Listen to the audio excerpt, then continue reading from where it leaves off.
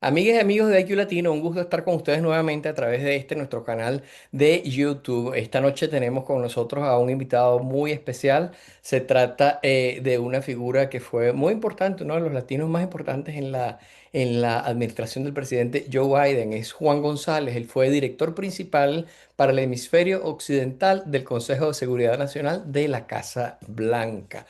Juan, un gusto tenerte aquí en IQ Latino. Mil gracias por haber aceptado nuestra invitación. Gracias por la invitación, es un gusto.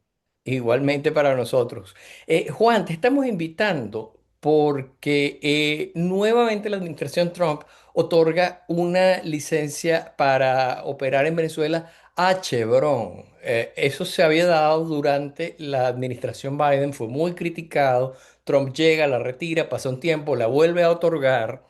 Entonces, básicamente, y para introducir a las personas que nos están viendo, la conversación de hoy va sobre cuáles son las diferencias y las semejanzas entre licencia Chevron, administración Biden, licencia Chevron, administración Trump. ¿Por qué se quita? ¿Por qué vuelve?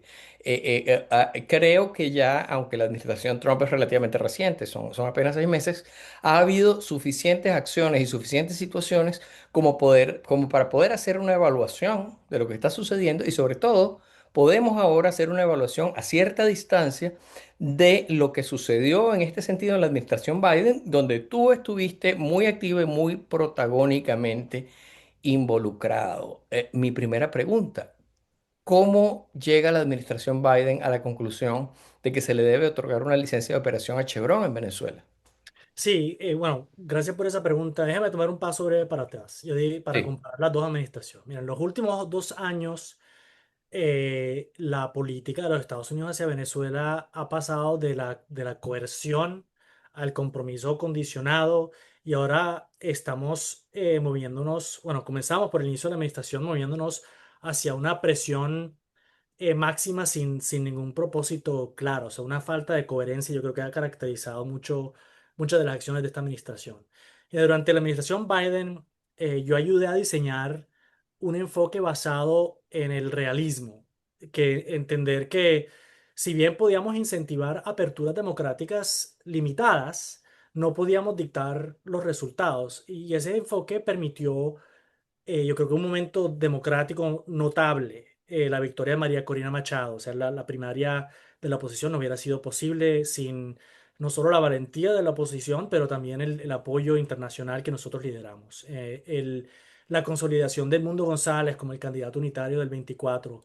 Pero, como todos sabemos, mire, Maduro nunca iba a dejar una elección presidencial donde él no controlaba los resultados, no iba a aceptar los resultados. Y la realidad es que yo creo que un éxito de la, administración- de la política nuestra era que le puso una luz, un spotlight a esta violación del voto del pueblo venezolano y se vio que gobiernos latinoamericanos de derecha, Milei, y de izquierda, Petro y Lula, saliendo con declaraciones muy claras de que se había robado la elección. Pero mira, una de las elecciones para mí, y es algo que es notable en la historia de este tipo de transiciones, las limitaciones de la comunidad internacional en cuanto a la influencia externa, especialmente en la ausencia de cambios de poder internos en un país. Ahora, las prioridades bajo esta administración Trump son totalmente distintas. El alejamiento del cambio de régimen impulsado, se alejaron del régimen, cambio de régimen que se pulsó durante la primera administración Trump. Un enfoque muy fuerte en el control migratorio, la repatriación, una política de América primero, o sea, dominio energético, acceso a minerales críticos, contención de China, y es un conjunto de objetivos mucho más limitados que no prioriza el tema democrático. Ahora, a tu pregunta, nosotros vimos el tema de Chevron y te voy a decir que nosotros vimos que en Venezuela estaban vendiendo todo el petróleo, 100% de ese petróleo, en el mercado negro. O sea, los ponían en buques iraníes sancionados. Y en Malasia cambiaban de buques a buques sin bandera y terminaban en China, ¿no? Eh, y, y nosotros realizamos que, mira, lo que teníamos que hacer era, la oportunidad que teníamos era apoyar una compañía americana, quitar el petróleo del mercado negro, porque si lo manejaba Chevron, nosotros podíamos vigilar cada barril que salía de ese país. Este, y, y le quitamos petróleo a China a la vez. Más aún, el net, o sea, el beneficio al gobierno era menos, porque estaban ellos recibiendo solo una porción de las ventas de Chevron, porque la mayoría de esa plata fue a pagar la deuda de Chevron. Entonces, para nosotros, desde una perspectiva de seguridad nacional, tenía todo el sentido hacerlo. Entonces, cuando quitaron esa licencia este año, lo que terminó pasando, todo ese petróleo regresó a China en el mercado negro y yo creo que le llegó más plata al gobierno venezolano. Entonces, yo no entendí en realidad la lógica de esa decisión. Ahora hay un asunto que me llama muchísimo la atención, Juan, y es el hecho de que evidentemente tú hablas de seguridad de Estado, de la seguridad de Estados Unidos como uno de los motivos para tomar esta decisión, cosa que fue altamente criticado el paquete en general por quienes se oponen a la administración Biden y evidentemente por quienes estaban alineados con el actual presidente Donald Trump. Pero básicamente es lo mismo que ellos están diciendo ahora. Entonces parece que antes no servía y ahora sí. Pero la construcción verbal del asunto tiene unos puntos en común, ¿cierto? Sí, pero la licencia que ellos han otorgado, en base a todo lo que yo he oído, es peor de la que nosotros aprobamos. Te digo por ¿En qué qué. sentido? Porque ellos están diciendo, no, no le estamos dando plata directamente al gobierno o al régimen, como ellos llaman, porque todo va a ir a pagar a Chevron. Pero lo que está pasando es lo siguiente, 50% del petróleo va a Chevron y el gobierno se queda con el otro 50%. Entonces no hemos resuelto el problema con el mercado negro. Están diciendo ellos, no, no le está llegando beneficio directo, pero le están dando el 50% del petróleo, donde eso facilita la corrupción, sigue siendo vendido por terceros, sigue en el mercado negro y sigue yendo a China en un gran descuento. Entonces, la lógica de nuevo de esa decisión no tiene un gran sentido. Y mire, yo te digo que sospecho yo. Si uno cree lo que ha escrito, se ha escrito en el New York Times, lo que ha escrito en Axios, lo que se ha escrito en el Washington Post y lo que yo he oído también aquí en Washington, es que llegó un momento en donde el presidente Trump se cansó con la dirección que estaba tomando el secretario Rubio y se sostuvo una reunión en la oficina Oval donde Trump le dijo, bueno, hemos intentado esto, tenemos que cambiar de ruta, vamos a buscar una dirección que apoye negocios americanos y que avance los intereses nacionales nuestros. Y Rubio cedió, pero yo creo que bajo la superficie ha hecho, o sea, eso del arreglo de Chevron que le está dando el 50% del petróleo. Al nivel burocrático, Rubio todavía está manipulando, yo creo que la política hacia Venezuela para el beneficio de la base política que tiene Rubio en el sur de la Florida, que está yo creo que en conflicto con los puntos de vista de la base maga del presidente. Esa es mi percepción y ha sido confirmada por gente dentro de la administración y todos los artículos de prensa que yo he visto.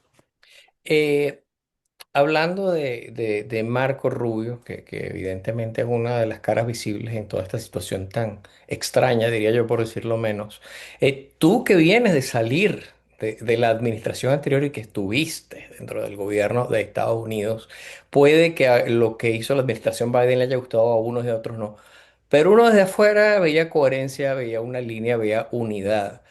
¿Cómo ves tú esta especie de contrapunteo, de duelo público entre Richard Grenell y Marco Rubio? Más aún cuando el mismo Rubio se ha llegado a contradecir en sus propias declaraciones públicas. Sí, bueno, sí, yo creo que los videos donde ven al Marco Rubio de 2016 al Marco Rubio de hoy son dos personas muy, muy diferentes.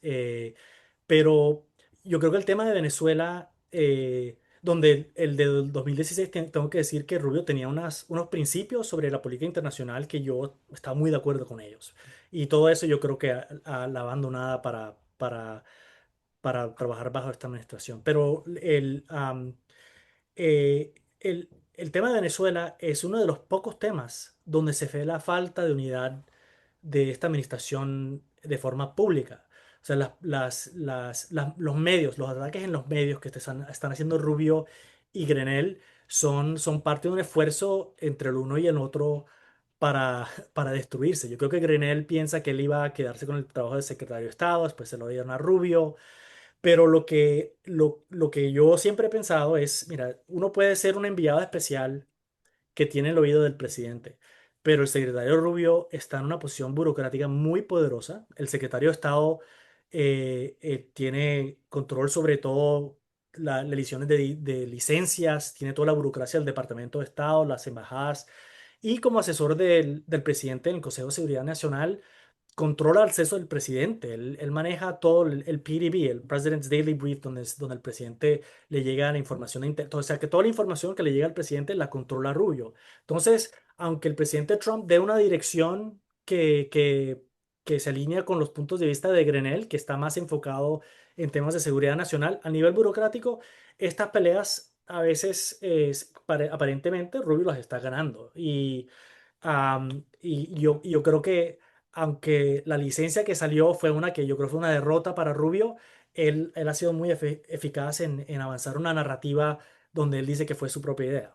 Pero mira, y yo te digo un contraste, porque lo vimos eso también bajo la primera administración Trump. Cuando llegamos nosotros a la Casa Blanca, yo tuve una conversación con Brian y le dije, mira, lo más importante es que tú y yo estemos totalmente alineados. Entonces yo le cerré la puerta a los temas de Venezuela para que no vinieran, o sea, yo no me reunía con la oposición venezolana, sino que yo iba a las reuniones de Brian, ¿no? Para demostrar que él era el diplomático eh, senior en el tema, y yo apoyaba, y cuando él estábamos en desacuerdo, que él y yo sí estábamos en desacuerdo varias veces, lo hablábamos él y yo, o sea, no salíamos a la prensa a criticarnos independientemente, porque la realidad es cuando hay una falta de alineamiento entre el Departamento de Estado y el Consejo de Seguridad Nacional en la Casa Blanca, el que sale perdiendo es el presidente de los Estados Unidos. Exactamente. Ahora, otra pregunta ya que estábamos con el secretario Marco Rubio. Y es las contradicciones de su propio discurso hacia la opinión pública. Como tú bien dices, es evidente que él está tratando de defender la narrativa que le compra votos en su clientela política, básicamente en el sur de Florida. Pero también la administración Trump se ha demostrado ser sumamente vertical, ¿no? En lo que él quiere, en lo que él quiere o en lo que es la concepción de su manera de gobernar. ¿A dónde crees que pueda conducir? Y te lo pregunto como una persona que tiene experiencia política y que ha experimentado desde muy adentro lo que es vivir en Washington, D. C. En el núcleo del poder. Eh, ¿En qué puede parar esta contradicción que tiene Rubio cuando, por ejemplo, eh, califican como grupos terroristas a grupos venezolanos, pero a la vez él emitió un pronunciamiento para Christine Noem, para el Departamento de Homeland Security, donde decía que sí, que se le puede quitar las protecciones a los venezolanos porque ya todo se había arreglado? O sea, todos estamos viendo las contradicciones a plena luz del día. ¿A dónde puede ir a parar un político que proceda de esta manera? Bueno, yo creo que, bueno, yo no puedo hablar por la diáspora venezolana, pero yo sí he visto una decepción por lo que se parece ser una traición por parte del secretario Rubio, porque la política hay una contradicción aquí, como tú las has aludido, que por una parte están retóricamente avanzando los temas y las aspiraciones democráticas del pueblo venezolano. Por otra parte, las acciones que ellos toman penalizan al pueblo venezolano. Nosotros en la administración Biden nos comprometimos con darle protección de estatus temporal a los venezolanos entrando al país.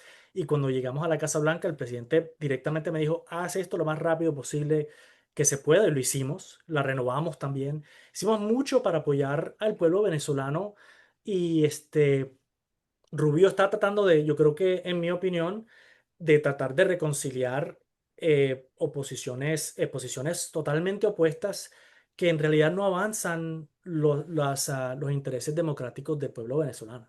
Yo creo que aquí tenemos que ser realistas. Mira, las reformas democráticas profundas o elecciones presidenciales libres no están sobre la mesa en este momento en Venezuela. Yo diría que nosotros al iniciar estas negociaciones lo hicimos con mucho escepticismo, lo dijimos públicamente, pero vimos que la política de presión máxima no funcionaba. Y, y los Estados Unidos tiene ya muchos años, décadas de experiencia con sanciones y lo que hemos aprendido es que las sanciones nunca tienen éxito en cambiar régimen. Lo que sí pueden hacer es cambiar el comportamiento y tienen que ser acompañadas por una diplomacia robusta y por negociaciones directas para tener éxito. Esa es la ruta que se tiene que tener. Y hay elementos de eso que esta administración sí está avanzando. O sea, Grenell ha hablado con los venezolanos. Rubio ha dicho que el Departamento de Estado no ha hablado con ellos, pero eso no es cierto, sí han hablado con ellos. Y eso yo, ojalá, mira, mi aspiración, yo les deseo éxito en que ellos encuentren una ruta que sea comprobada, que sea una que en realidad sea enfocada en resultados y no en fines políticos en el sur de la Florida, sino una que sea enfocada en las aspiraciones del pueblo venezolano. Y yo tengo la esperanza de que la política de esta administración en algún momento cambiará. Y tendrá que cambiar, en primer lugar, yo creo que por el tema democrático, ¿no? Porque si uno sigue penalizando la economía venezolana, los que sufren son los venezolanos y ellos van a votar con sus pies, van a salir del país. Y Sudamérica tiene un límite en cuántos pueden absorber y en algún momento ellos van a subir para acá. También estamos viendo que la política hacia Venezuela le está teniendo beneficio a China. Entonces, en algún momento mi esperanza tal vez es un poco, este, no sé, un poco Pollyannish, como se dice en inglés de mi parte, pero en algún momento alguien en la administración ojalá diga, oigan, pausa, esto no tiene sentido, ¿cómo vamos a nosotros a desarrollar una política que en realidad tenga resultados? La otra cosa que tengo que decir es que, mira, si existiese una sanción, que cambiar el régimen se hubiera intentado por Trump o por Biden y la realidad es que no existen. Y estas transiciones, especialmente la de Venezuela, no para entrarme ponerme el sombrero académico, pero yo creo que se tiene que entender los cambios en Venezuela como dentro de un contexto de los cambios postsoviéticos, después de cuarto de siglo de chavismo, que de un día para otro va a cambiar el país y regresar a ser una democracia, yo creo que no es realista. Y tampoco yo creo que las elecciones presidenciales no son la única oportunidad. Vimos que en las alcaldías la oposición ganó alcaldías. Tenemos a unos que están en la Asamblea Nacional. Y también sabemos que cada vez que la oposición no participa en la votación, aunque sea imperfecta, terminan ellos totalmente marginados. Y hemos visto este círculo una y otra vez. Y algo tiene que cambiar, basado en resultados concretos. En cuanto a que tú dices que mantienes un nivel de optimismo hacia un eventual posible, digamos a estas alturas prácticamente imaginario, giro en la administración Trump respecto a Venezuela, ¿cuál crees que pueda ser el detonante que pudiera provocar ese cambio de posición hacia lo que tú dices, que evidentemente sería un accionar más consono con la realidad y que podría lograr algún avance? ¿Qué tendría que suceder para que cambie su posición? Es difícil saber, yo sé que el tema migratorio es uno, muchas de las peleas en las cortes aquí todavía no se han resuelto. Pero yo creo que a fines de este año vamos a tener alguna dirección sobre cuál es el espacio en que puede operar esta administración al tema migratorio. Y si hay cualquier indicatoria de que existe una oportunidad para que los venezolanos puedan venir acá, van a venir, porque la economía colombiana no puede absorber más venezolanos. ¿Y para dónde van a ir? ¿No? Entonces, van a venir muchos se están yendo a España, pero yo creo que en algún momento los que no pueden volar hacia España se vienen a pie para acá. En este momento la migración está en reversa, se están regresando por la Darién, pero eso en algún momento, la desesperación, mira, yo soy un padre, no hay muro ni política que a mí me pare si mi hijo se está muriendo de hambre, ¿entiendes? Entonces yo creo que En algún momento la miseria yo creo que será una de las cosas que será proveerá un ímpetus para que comiencen a migrar otra vez los venezolanos. El otro es la realización que Venezuela ahora no es un tema bilateral, es un tema regional, muy importante y hasta global en cuanto a las tensiones entre los Estados Unidos y China. Mira, y las oportunidades que tienen los Estados Unidos en Venezuela si existiese un marco diferente, uno en donde, mira, líderes de oposición como Enrique Márquez que jugaron por las reglas del gobierno y fueron metidos en la cárcel de todas maneras, eso tiene que cambiar. Tiene que existir una oposición democrática dentro de Venezuela y se tiene que hacerle entender a Maduro y a otros que, que una ruta para adelante en la relación bilateral tiene que incluir un espacio democrático para el país. Yo creo que existe una oportunidad para que como se hizo en el 2016 con las elecciones de la Asamblea Nacional, donde Biden fue muy activo y ayudó y apoyó a que se respetaran el resultado a favor de la oposición. Esas oportunidades se tienen que jugar, ¿no? Entonces yo creo que, y en términos económicos, mira, Venezuela por accidente descubrió 1 trillón de pies cúbicos de gas natural. Tienen más que Qatar, o igual que Qatar. Tienen petróleo, tienen más oro que cualquier otro país en Latinoamérica. Tienen minerales críticos. Y eso, mira, si los Estados Unidos quiere acceso a eso en la competencia global que ellos quieren, lo pueden hacer dentro de un marco de respeto, pero también un marco democrático y reconocer que el cambio democrático es uno que va a tomar tiempo, pero requiere que los Estados Unidos establezca una embajada, tenga conversaciones directas, tenga una presencia dentro de Venezuela para hablar con la oposición y hablar otros actores y tratar de promover un diálogo dentro del país. Juan, una última pregunta, ya estamos en la recta final. Es una pregunta definitivamente bastante agridulce. A estas alturas, cuando ustedes están viendo, me refiero a quienes trabajaron contigo en todo lo que se hizo por Venezuela en la administración Biden, cuando ustedes están viendo que todas estas protecciones se desmontaron sin razón alguna, que los esfuerzos que llevaron a unas elecciones, primero a unas primarias y luego a unas presidenciales, pues están en este momento en un punto muerto porque se ganó, se demostró que se ganaron las elecciones, pero no, hasta el momento no se ha podido concretar la salida del régimen y una transición democrática. Viendo hacia atrás todos esos esfuerzos, viendo el escenario hoy, que definitivamente es desolador, no hay otra manera de decirlo, ¿qué crees que queda como activo para el gentilicio venezolano de todas aquellas salidas, soluciones, ayudas y apoyos que la administración Biden puso sobre la mesa en algún momento, que ya no están y de las cuales tú fuiste parte? Bueno, mira, siempre decepciona un poco que se echen para atrás muchas de las políticas que nosotros avanzamos, pero las elecciones tienen consecuencias, ¿no? Y esta es la realidad. Mira, yo creo que en este momento la, lo que debemos de estar haciendo es escuchando al pueblo venezolano, no al exilio venezolano en el sur de la Florida, sino a los que están viviendo de día a día la situación en el país y ellos no quieren sanciones, quieren estabilidad económica. Tienen una decepción con el proceso democrático. Nosotros tenemos que llegar y invertir tiempo y esfuerzo en apoyar la apertura de espacios democráticos dentro del país.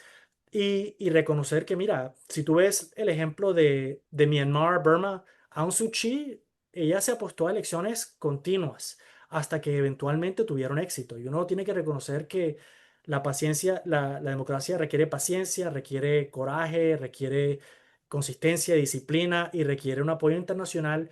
Y en eso el mensaje más importante que puede mandar los Estados Unidos, incluso bajo esta administración, es que nunca abandonará al pueblo venezolano. Y eso yo creo que es necesario, porque el tema de Venezuela, como dije, se ha vuelto un tema regional, global, de mucha seguridad nacional, de implicaciones muy importantes para nosotros, y entre ellos no se puede abandonar las esperanzas democráticas de los venezolanos.